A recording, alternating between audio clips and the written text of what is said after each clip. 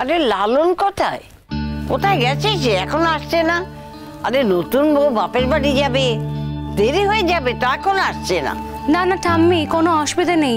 আমার বাবা বলেছেন বাবা এসে আমাদের নিয়ে যাবে। আচ্ছা তুমি আবার তোমার বাবাকে বললে কেন, মানে আসতে বললে কেন? আমি তো যাচ্ছিলামই। আমি কি করবো বলো, বাবা তো নিজে থেকেই বললেন। নিয়ম টিয়ম কিছু আছে বোধহয়। হ্যাঁ আছে তো। আর প্রথমবার শ্বশুর বাড়ি থেকে বাপের বাড়ি যাবে, বাবা আসবে না?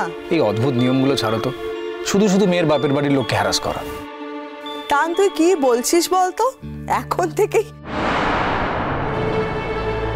আরে বাবা এগুলো তো নিয়ম, আর এগুলো এত বছর ধরে চলে আসছে, তো আমরাও মেনেছি। যা নিয়ম তোমাদের বেলায় হয়েছে, তোমরা কি সেই সব কটা নিয়ম পালন করতে পারো? পারো না তো, আর ওটা সম্ভব না মা। না না ঠিক আছে। আরে প্রথমবার মেয়ের বাবা যদি এসে নিয়ে যায়, তার সঙ্গে আমাদেরও তো একটু দেখা সাক্ষাৎ হবে, সেটা তো ভালো। কিন্তু নাচবো বেশি দিন কিন্তু থাকা চলবে না। নিয়ম তো বাধা ঠাম্মি, পরশুদিনই চলে আসবো। হ্যাঁ, নতুন বউ চলে এসছে বাড়িতে, বাড়িটা বেশ ভরভর্তি লাগে। তুই চলে গেলে ভালো লাগবে না মা, বাড়িটা ফাঁকা ফাঁকা হয়ে যাবে। পরশুদিনই তো চলে আসবো জেঠুমনি। হ্যাঁ, তাছাড়া আমার তারপরের দিনই তো জয়েনিং। আচ্ছা তার তুই কোথায় বেড়াতে যাবি বলছিলি? হ্যাঁ দেখো, আর কদিন পরে যাবো, মানে এই বিয়ের জন্য তো এই সবে ছুটি নিলাম, এরপর আবার একটা ছুটি, এত অফিস অ্যালাউ করবে না। তাও বটে, তাও।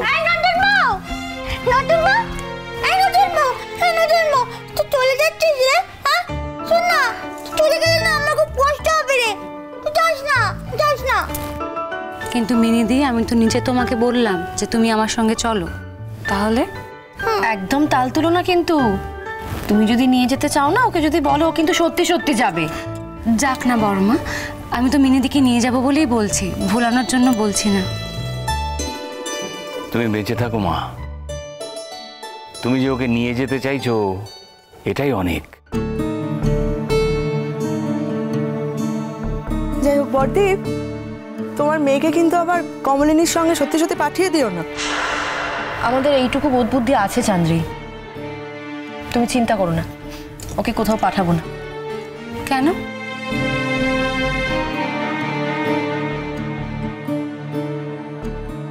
মিনিদি আমার সঙ্গে সত্যি সত্যি গেলে কি অসুবিধা আছে? আমি তো নিজেই মিনিদিকে যেতে বলছি।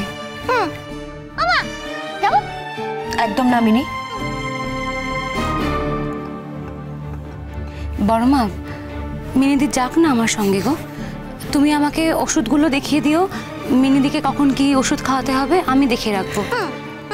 হে বাবা, বৌমনি তুমি মাথা খারাপ মেয়েটাকে তোমাদের বাড়িতে নিয়ে যেতে চাও?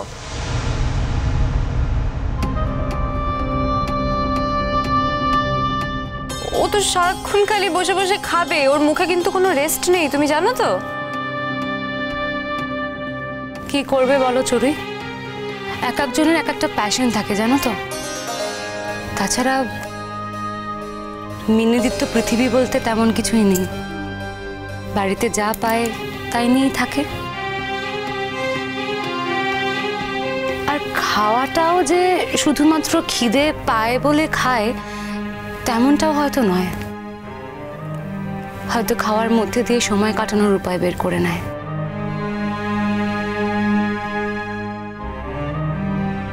এক একজন এক এক রকম ভাবে ভাবে, বুঝলে?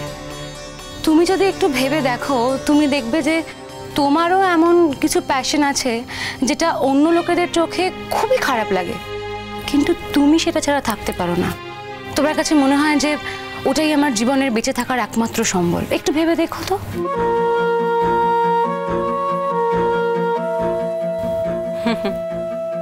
বাবা বৌমনি, আমি তো দেখছি তোমার বেশ কথা বলতে ভালো লাগে, হ্যাঁ না? আর বারবার মিনিদিকে ডিফেন্ড করছো। দেখো, একটা কথা কিন্তু ভুলে যেও না, ও আমাদের দিদি। তুমি বলে না দিলে আমি বুঝতেই পারতাম না।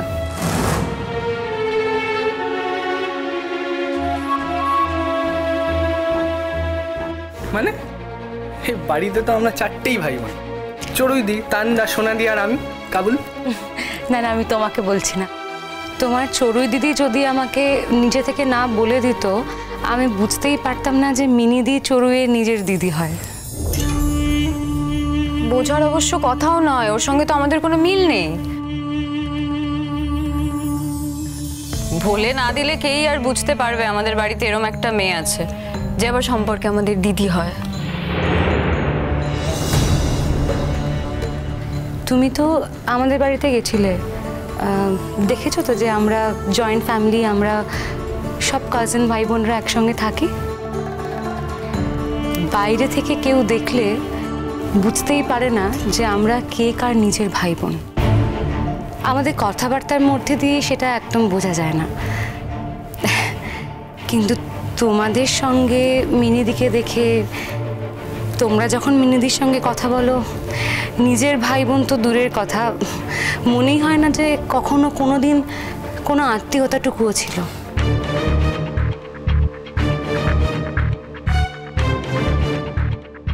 সেটাই বলছি। বুঝলাম না আমি ঠিক, মানে তার মানে তুমি যে সবার সঙ্গে খুব খারাপ ব্যবহার করছো, এটা নতুন বউয়ের ঠিক ভালো লাগেনি, খারাপ লেগেছে। এই যে একটু আগে বললে না ওই মাথা খারাপ নাকি, সেটা কি ঠিক বললে? একটু ভেবে দেখো তো। এই কথাটা শুনে বড়দা বড় বৌদির মনে কতটা আঘাত লাগতে পারে তোমার কোনো ধারণা আছে? হ্যাঁ, কারোর সঙ্গে যখন কথাবার্তা বলিস একটু ভালো করে বলিস। তোর মা তো এসব শেখায় না, আমাদের গায়ে লাগে, খারাপ লাগে, তাই তো বলি। ঈশ্বর না করুন আর যদি তোর কোনো দুর্যোগ হয়, আর তাছাড়া তোকে নিয়ে কেউ যদি ব্যঙ্গ বিদ্রুপ করে, তা আমাদের তো খারাপ লাগবে, বুঝিস না? আর আমরা কিন্তু সেখানে প্রতিবাদ করবো। কি আশ্চর্য মা। আচ্ছা আমি এমন কি বললাম বলো তো? মিনিদিকে নিয়ে কোথাও যাওয়া যায় না, আমি তো শুধু এটুকু বলেছি। চড়ুইদি ছাড় না, কি দরকার আছে তো কথা? হ্যাঁ, আমি তো বৌমনির ভালোর জন্য বলছি। বৌমনির বাড়িতে অত লোক থাকবে, বাড়ির লোক, তারা কি সবাই পারবে হ্যাঁ মিনিদিকে সামলাতে, ম্যানেজ করতে? যাচ্ছে না তো চড়ুই, তুই কেন এত মাথা ঘামাচ্ছিস বলতো? আর আমাদের কি এইটুকু বোধ নেই? তোর বৌমনির সঙ্গে এরকম একটা অপগণ্ড মেয়েকে আমি পাঠাবো না কোথাও, তুই চিন্তা করিস না একদম। কেন যে তোদের সবসময় মনে হয় যে আমরা সব জায়গায় পাঠানোর জন্য ব্যাকুল হয়ে থাকি? তা না রে, 100টা জায়গায় যাবার থাকলে 90টা জায়গাতেই বারণ করি, আটকে রাখি। ও তো মানুষ, কত আর আটকে রাখবো বল? 10টা জায়গায় হয়তো পেরে উঠি না। এটা যে বাবা মায়ের কত যন্ত্রণার জায়গা সেটা তুই আজ বুঝবি না। যেদিন তুই নিজে মা হবি সেদিন বুঝতে পারবি আরেকটা মার যন্ত্রণাটা কোথায় লাগে। চড়ুই, তোকে তো আমি অনেকবার বারণ করেছি বলতো যে বাড়ির সমস্ত বিষয়ে তোর কথা বলার দরকার নেই।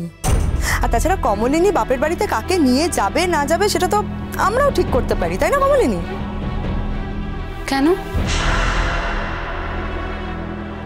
আমি কাকে নেব কি নেব না সেটা আমি কেন ঠিক করতে পারবো না? আসলে তুমি তো আমাদের বাড়ির নতুন বউ কমলিনী, নতুন বিয়ে হয়ে এসেছো এ বাড়িতে, প্রথমবার বাপের বাড়ি যাচ্ছ শ্বশুর বাড়ি থেকে। তো এবার প্রথমবার বাপের বাড়ি যাওয়ার সময় তুমি আমাদের বাড়ি থেকে কাকে সঙ্গে করে নিয়ে যাবে এইটুকু ডিসাইড করার অধিকার নিশ্চয়ই আমার আছে, তাই না?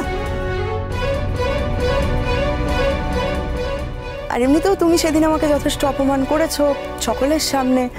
আমার বারণ করা সত্ত্বেও তুমি ফুলঝুরি আর লালনের দেওয়া গয়নাটা হাতে পরে নিয়েছিলে। আমি যথেষ্ট অপমানিত বোধ করেছি, কিন্তু আমি তাও তোমাকে কিছু বলি না। আর আমি এখন সেটা নিয়ে কোনো কথাও বলতে চাই না। শুধু এইটুকুই তোমাকে বলবো যে নতুন বিয়ে হয়েছে তো, প্রথম 1-2 বছর একটু আমার কথা মেনে চলো। ও, 1-2 বছর কথা শুনে চললেই হবে?